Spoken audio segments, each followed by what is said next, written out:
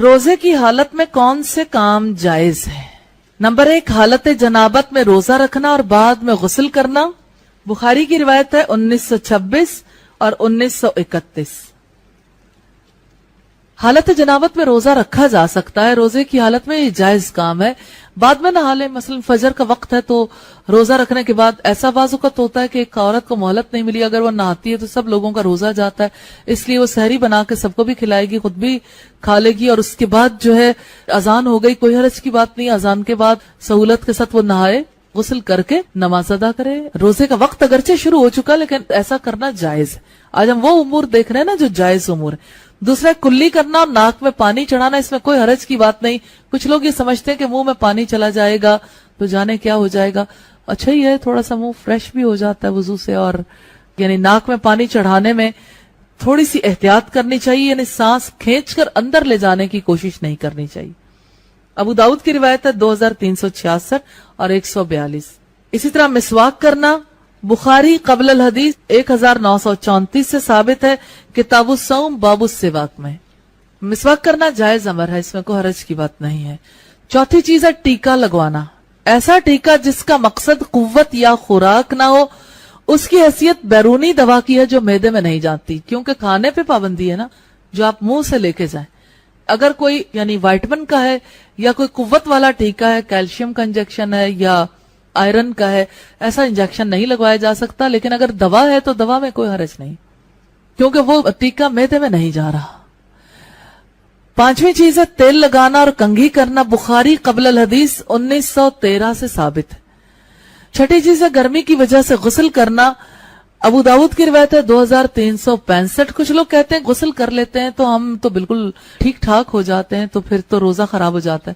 پھر روزہ کوئی یعنی کڑھائی میں ڈال کے رکھنے کا نام تو نہیں ہے خود کو، کہ آپ جو ہے وہ ہر وقت ایک مخصوص مشقت میں ہی رہے۔ اگر آپ کو گرمی لگی ہے آپ غسل کر لیں، غسل کرنا جائز ہے، کوئی حرج کی بات نہیں، ایک سے زائد بار کر لیں، کوئی حرج کی بات نہیں۔ ساتویں چیز ہے ناک میں دوا ڈالنا، بخاری بعد الحدیث 1934 سے پتا چلتا ہے ناک میں جب دوا ڈالی جائے تو اندر جانے کا خدشہ ہوتا ہے۔ بعض اوقات یہ کہ ناک پک گیا، آپ نے کوئی دوا لگا لی، کوئی حرج کی بات نہیں ہے اس میں، ایون قطرے بھی ڈال لیے تو کوئی حرج کی بات نہیں ہے۔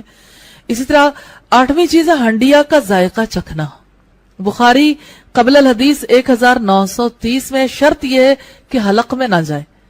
اور نویں چیز ہے نکسیر آنا، اس پر کسی کو کوئی اختیار نہیں ہے، اس لیے روزے کو نقصان نہیں۔ فتاوا میں یہ والیوم 10 پیج 264 پر ہے۔ اسی طرح 10ویں چیز ہے ٹیسٹ کے لیے خون دینا، 11ویں پچھنے لگوانا، بخاری 1938 اور 39 پر ہے۔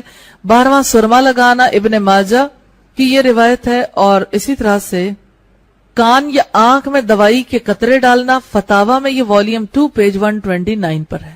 14واں بیوی کو کس کرنا یا معانقہ کرنا، جذبات اور خواہشات پر کنٹرول ہو تو بوڑھے آدمی کے لیے خطرہ نہیں، نوجوان کے لیے خطرہ ہے، ابو داؤد کی روایت ہے 2387۔ 15واں دانتوں میں دوائی ملنا لیکن حلق تک نہ لے جائیں۔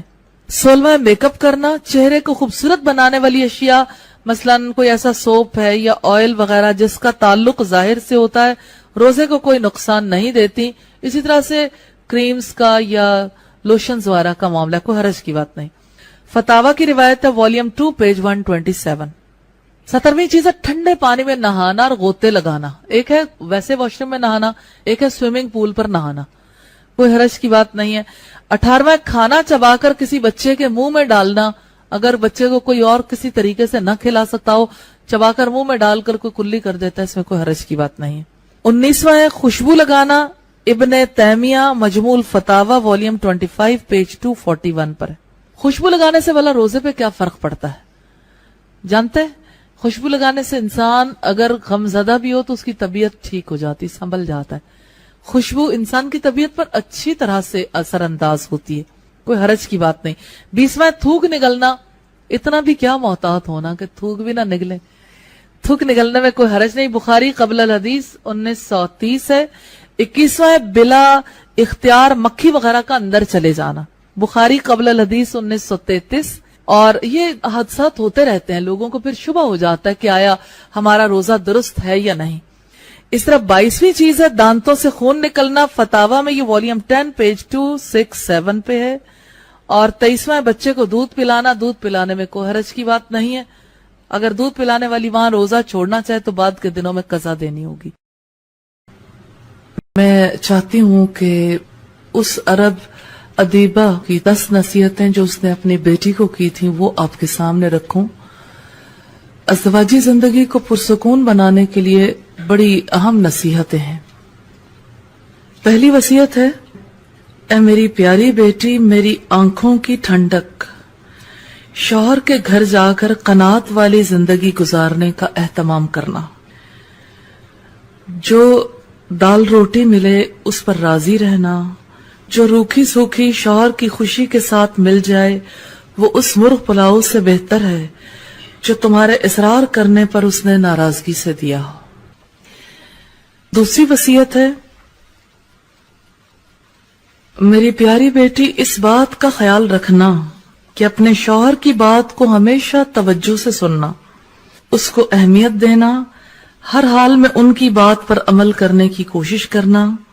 اس طرح تم ان کے دل میں جگہ بنا لو گی، کیونکہ اصل آدمی نہیں آدمی کا کام پیارا ہوتا ہے. اسی طرح سے تیسری وصیت ہے،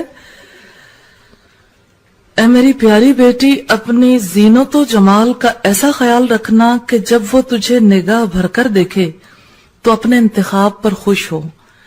سادگی کے ساتھ جتنی بھی مقدر ہو جائے خوشبو کا اہتمام ضرور کرنا.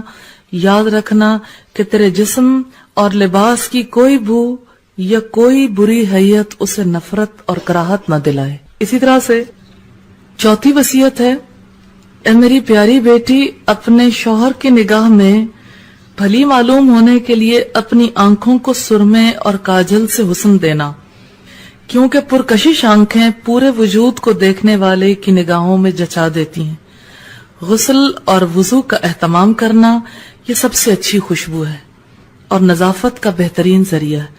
اسی طرح پانچویں وصیت اس نے کی کہ اے میری پیاری بیٹی، ان کا کھانا وقت سے پہلے ہی اہتمام سے تیار رکھنا، کیونکہ دیر تک برداشت کی جانے والی بھوک بھڑکتے ہوئے شعلے کی مانند ہو جاتی ہے.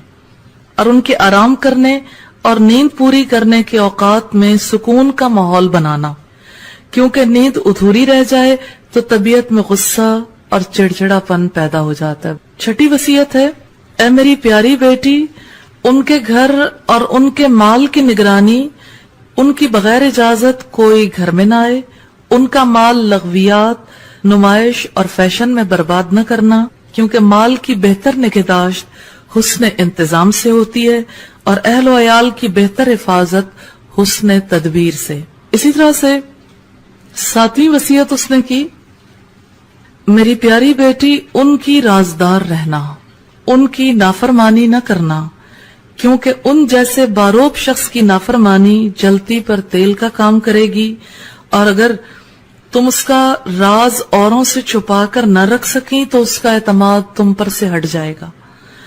تم بھی اس دو رخے پن سے محفوظ نہیں رہ سکو گی. آٹھویں وصیت ہے، میری پیاری بیٹی، جب وہ کسی بات پر غمگین ہو تو اپنی کسی خوشی کا اظہار ان کے سامنے نہ کرنا، یعنی ان کے غم میں برابر کی شریک رہنا.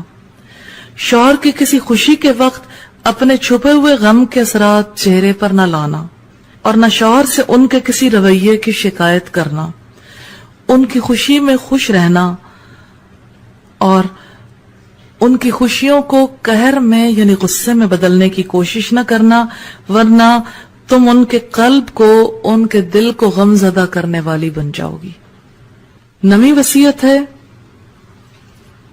اے میری پیاری بیٹی، اگر تم ان کی نگاہوں میں قابل عزت بننا چاہتی ہو تو ان کی عزت اور احترام کا خوب خیال رکھنا اور ان کی مرضی کے مطابق چلنا، تو اس کو بھی ہمیشہ ہمیشہ اپنے زندگی کے ہر مرحلے میں اپنا بہترین رفیق پاؤ گی. 10ویں وصیت ہے، اے میری پیاری بیٹی، میری اس نصیحت کو پلو سے باندھ لو، اس پر گرا لگا لو کہ جب تک تم ان کی خوشی اور مرضی کی خاطر کئی بار اپنا دل نہیں مارو گی، ان کی بات کو اوپر رکھنے کے لیے خواہ تمہیں پسند ہو یا ناپسند، زندگی کے کئی مرحلوں میں اپنے دل میں اٹھنے والی خواہشوں کو دفن نہیں کرو گی اس وقت تک تمہاری زندگی میں بھی خوشیوں کے پھول نہیں کھلیں گے۔ اے میری پیاری اور لاڈلی بیٹی، ان نصیحتوں کے ساتھ میں تمہیں اللہ کے حوالے کرتی ہوں۔ اللہ تعالیٰ زندگی کے تمام مرحلوں میں تمہارے لیے خیر مقدر فرمائے اور ہر برائی سے تمہیں بچائے۔